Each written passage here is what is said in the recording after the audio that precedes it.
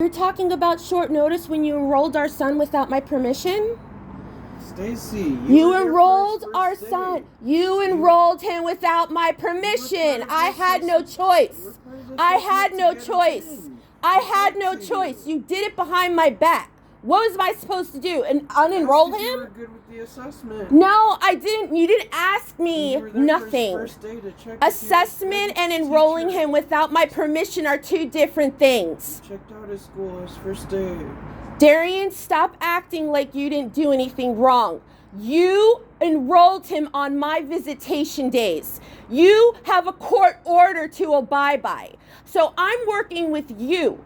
I told you I will see you at 2 o'clock on the police station on Sunday because I worked on Saturday. You said, Stacy, let me know what's going on. And you chose not to communicate. But it's okay for you to deviate the visitation on my days and enroll our son in school without my permission. I'm not trying to deviate. You did. I gave You did. You didn't give me more time. You're trying to alienate me from our child. Now, either you work with me or you're not. Make a choice, because the judge is not going to like what he's going to see. He's not going to like it, and you're going to lose it. So either we work together as a team and we stop going button heads with each other, or you're not going to have your custody, Darian. I'm not trying to butt heads, but you're trying to change a whole day. No, you changed my days on me! You took my visits from me and put him in school without my permission! Now I'm trying here! And so I said, you know what? You have me in such a concocted way and schedule, Darian. I'm like, screw this. I'm going to get a job and I'm going to do my best to work with Dad. So now you gotta work with me. I don't get to be with our child like you do. You owe me that. As his mother. You still had visits Monday, Wednesday, Saturday. It wasn't my decision for you to work on Saturdays. That wasn't up to me. That was you took the minute you enrolled our son is the minute you deviated everything that was a court order. So let's not do this again. You have sole custody, but you don't have legal full custody. And you still went behind my back and disregarded my feelings and my consent and enrolled him in school anyways. So I said, you know what? Screw it. I'll get a job. I'm going to try to relocate over there. I'm trying, and you don't care. You don't care. You want me dead? You don't? No, you don't. You would give me an overnight with our child if you cared. If you cared anything about him and my bond, you don't care because you don't want me in his life. You want your family. Your family talks behind my back consistently. Don't think I don't know that. Our son picks up on it. He picks up on everything. Is that what you want? When's it gonna end? When's the dysfunction gonna end? Don't speak ill, you know. Do you? You might not, but your fucking family does. You promised me you would never fucking let him meet your dad. He's met his fucking grandfather. You promised me. You promised me. Why did you let him meet that piece of crap after what he's done to you and your family? I don't want him near him. I don't want him near your father. I don't want him have nothing to do with your father after he told us to kill our son. You promised me. You promised me. You promised me. You would not let him see our son. You promised me. What do I have to do, Darian, for you to fucking give me some kind of respect and consideration and love? You want me to die? No. Well, then stop killing me. Then stop pushing me to the brick wall, Derry. I'm not pushing you through the brick wall. You're pushing me through a brick wall because no, you don't. No. If we wouldn't have, I said I'd pick up at 8:15. we would not be fighting custody if you tried. This wouldn't be happening. None of this would be happening. We would be in a peaceful place as we should be, and we would have a foundation. We would have better communication. We would have consistency. And both of us would have a very good harmonized relationship. You chose that path as soon as you filed for dissolution for divorce when you filed for sole custody. So you created this path, not me.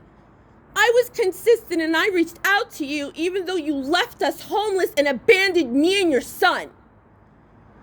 I still reached out to you. I still said come see your son because you're his daddy and he deserves to see his father. I tried to see him, and how many times did you say I couldn't? I never said you couldn't. I said the way you were going in and out of his life was unhealthy. I even have told you can come to therapy. When I tried to see him, No, you didn't. No, I called the cops on you when you didn't return him. And you didn't answer your phone and you had me scared. When you don't communicate, that's going to bring a fear to any parent. You have been stuck in the middle between this dysfunction with your parents. I am not going to repeat that in our relationship as co-parents. I will not, and I will not tolerate this behavior towards me. I'm done with it, Darian. Either we fucking meet eye to eye, or you're going to lose full custody over our son. Tried to come into agreement with you. You're not coming into an agreement when you do things on your own accord. Right, and get notarized a schedule. I am not signing any documentation. And that's your choice. You're free to. But you took my rights away from me. So I am not free to do anything. You took my rights away from me. You took them from me when there was no reason to take them from me. File sole custody? How freaking dare you? I would have never done that to you. With everything you put me through, all the lies, all the deceits, everything. I worked so hard for our relationship and our marriage, and all you did was throw me to the side and fuck you, Stacy, everything.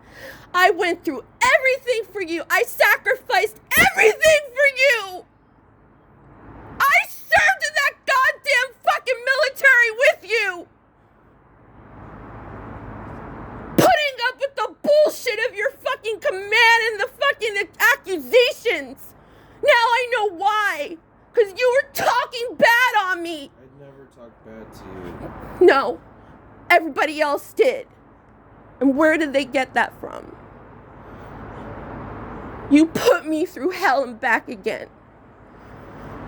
And I pushed all that to the side so we can raise our beautiful child. Stop treating me like I don't exist. He is not a prize. He is a human being, and he comes from both of us. Not you, both of us. So stop trying to alienate me. When you feel like you want to be a good father and a good parent, then you're good in communication. No. That's not going to happen anymore. I'm not always going to see him. I should see him all the time. I should get weekends or overnights with him. This is unnecessary. You're putting me through so much stress. So much stress. I have no support. I have God, Jehovah, and that's it, and my son.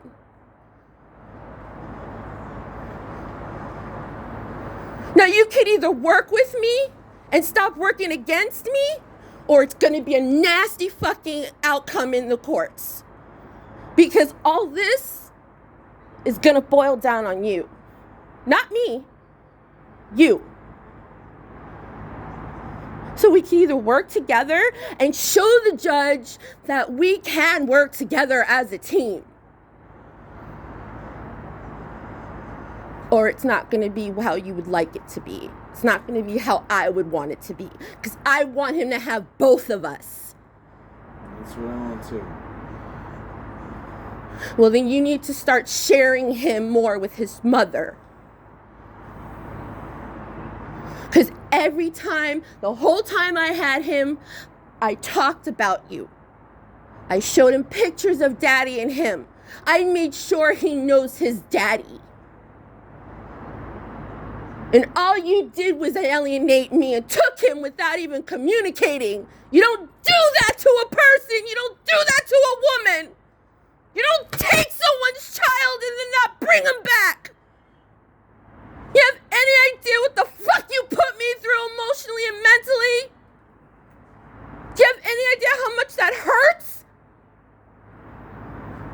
What you did to me was unforgivable.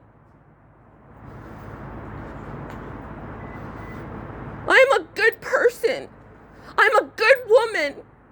And you need to stop treating me like I'm not. And start giving me the respect I deserve as his mother. I want this new year to be better. That is my goal. You're either gonna work with me or you're not. I can't do it anymore. I'm gonna be 45 years old. This is not how I wanted my life to be. You might think I not look my age. You might think I'm not you, Darian. I'm 16 years older than you. Life for me can come and go any day. I can stop breathing in my sleep just from stress. So think about that.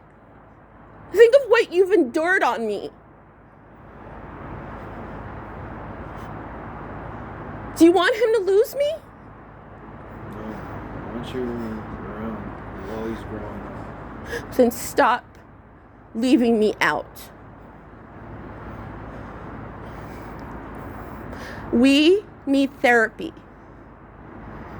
And I think that's the healthiest freaking thing we should do is get therapy.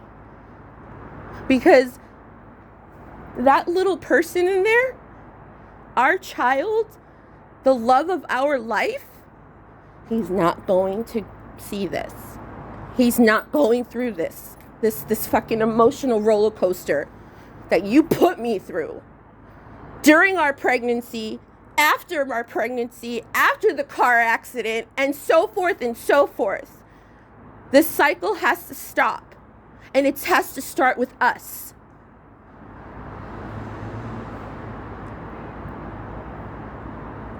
I'm going to leave it at that. I had to tell you that. I had to get it off my chest. You needed to know. And you need to stop ignoring me when I do call him. I call him at decent hours and you still don't call me back. You don't even message me back. You just ignore me. You start treating me like a freaking human being and his mother. I'm sorry, I haven't been calling. I've called at 7 o'clock. I know.